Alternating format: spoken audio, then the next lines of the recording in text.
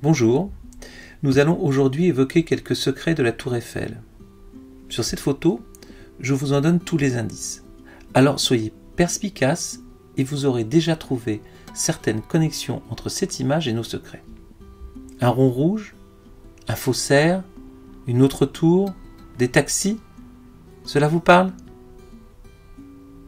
Commençons notre voyage à l'origine de la Tour Eiffel. Pourquoi cette tour déjà ?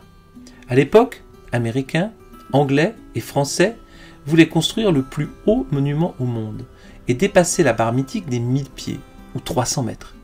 Les plus grands bâtiments étaient des bâtiments de pierre, comme l'obélisque de Washington ou Big Ben à Londres, et tournent autour de 100 à 200 mètres.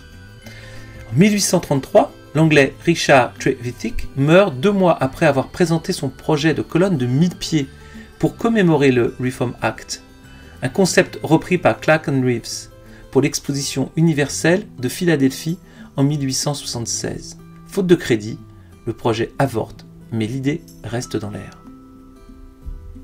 Notre tour va voir le jour sous la houlette des équipes de Gustave Eiffel.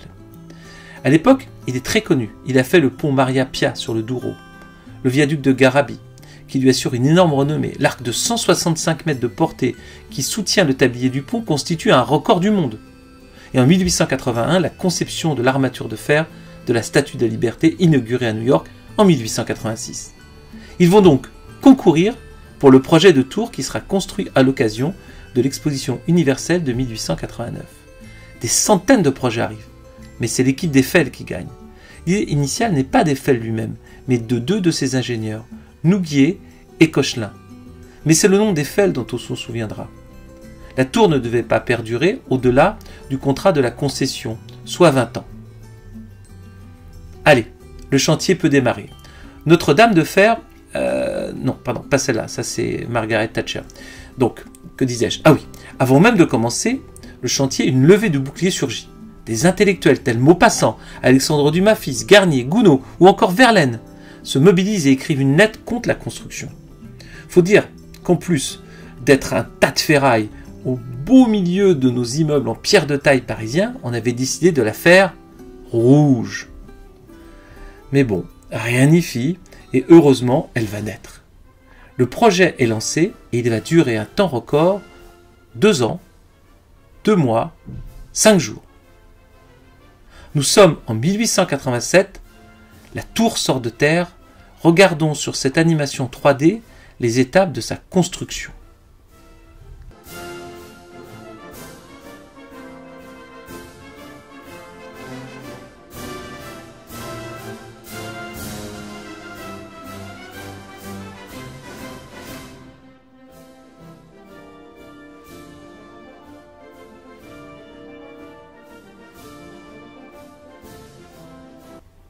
Voilà, ça y est, nous sommes en 1889, la tour est construite, l'exposition universelle va ouvrir ses portes.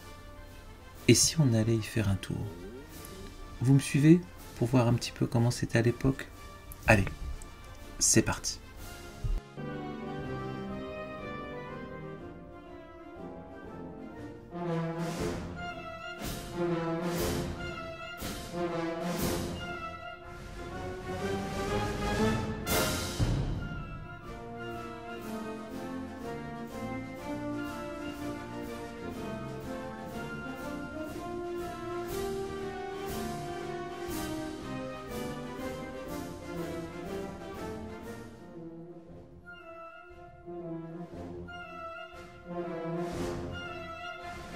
Magnifique ce voyage dans le temps, n'est-ce pas ? Mais soyons un peu mercantiles et répondons à 2 questions que tout le monde se pose. Qui a payé la tour et combien a-t-elle coûté ? C'est Eiffel lui-même qui a payé la tour, près de 8 millions de francs or à l'époque, soit 1 million de nos euros aujourd'hui. Et aujourd'hui justement, à combien est-elle estimée ? La chambre de commerce de Monza et Brianza a fait une étude estimant sa valeur à 434 milliards d'euros. J'ai envie de dire pas mal, Gustave, quant au son investissement. 20 ans plus tard, nous sommes en 1909, et la tour ne va pas être démontée comme initialement prévu. En effet, Eiffel avait proposé à l'armée de financer un projet de transmission sans fil, la TSF, et que la tour serve d'émetteur. Le général Ferrier va la développer. Les premiers essais seront concluants, et cela va fonctionner. Un premier poste est construit au pied de la tour, puis on va construire un bunker sous la tour Eiffel, bunker toujours présent de nos jours, qui servira dans un premier temps à l'armée. N'oublions pas que c'est grâce à la tour Eiffel qu'on a pu capter l'information de l'attaque des Allemands dans la Marne en septembre 1914, dont a suivi l'épisode des fameux taxis, pour acheminer les troupes vers le front. La tour Eiffel était sauvée, et la concession avait été reprise par la ville de Paris. Et c'est depuis la tour et ce studio qu'on enregistra par la suite les émissions de Radio Tour Eiffel. Aujourd'hui, elle permet l'envoi d'une multitude de signaux et de fréquences à travers la France. Pour cette dernière partie, nous allons évoquer quelques anecdotes que vous ne connaissez peut-être pas. Henri-François Reichelt est un tailleur, et le 4 février 1912, il va tester un costume parachute de sa fabrication en sautant du premier étage de la tour Eiffel. Ça tombe mal. Même si ici ce n'est pas un suicide, sachez qu'il y a eu entre 350 et 400 suicides depuis sa construction. Celle-ci est une de mes préférées. Je vous présente Viktor Lustig. C'est un escroc d'origine tchèque qui cherche des pigeons à Paris. Il réalise que la tour Eiffel fait de nouveau polémique car son entretien coûte une fortune.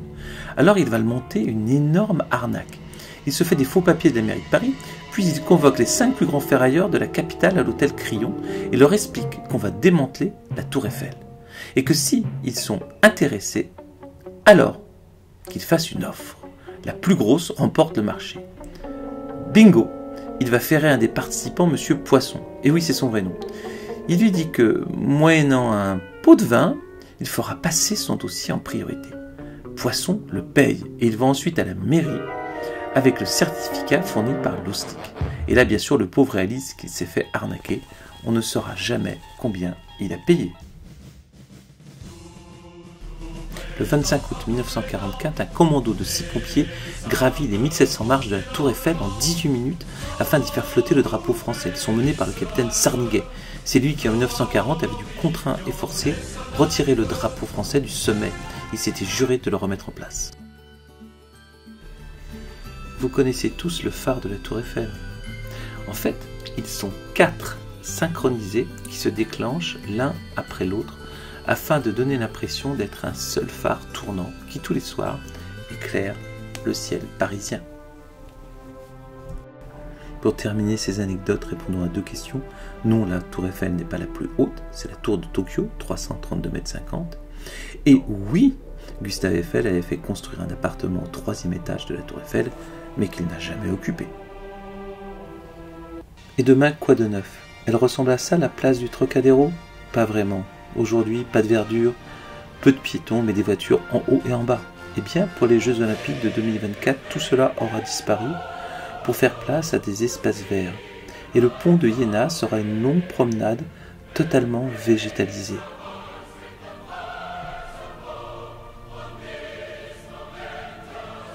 Vous pourrez donc aller tranquillement, en toute sécurité, dans un écrin de verdure, depuis la place du Trocadéro jusqu'au pied de la tour Eiffel.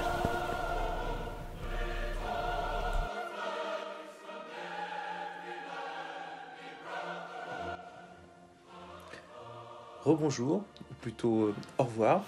C'était pour vous dire merci de m'avoir écouté. J'espère que cette vidéo vous a plu. Vous allez voir apparaître sur le côté l'ensemble des personnes qui ont pu m'aider ou les documents que j'ai pu récupérer afin de pouvoir produire cette vidéo. Si cette vidéo vous a plu, écoutez, n'hésitez pas à aller voir sur ma chaîne YouTube les autres vidéos qu'on poste ou qu'on va poster. Abonnez-vous, comme ça vous les aurez en primeur. Et puis bien évidemment, vous pouvez nous suivre et me suivre dans le cadre d'une des visites que nous faisons, aussi bien actuellement des visites virtuelles que d'une manière générale des visites à pied. Pour ce faire, vous avez le site internet qui va apparaître sur l'écran et qui vous permettra de découvrir l'ensemble de nos visites guidées. Je tiens à vous remercier et je vous souhaite une très bonne continuation.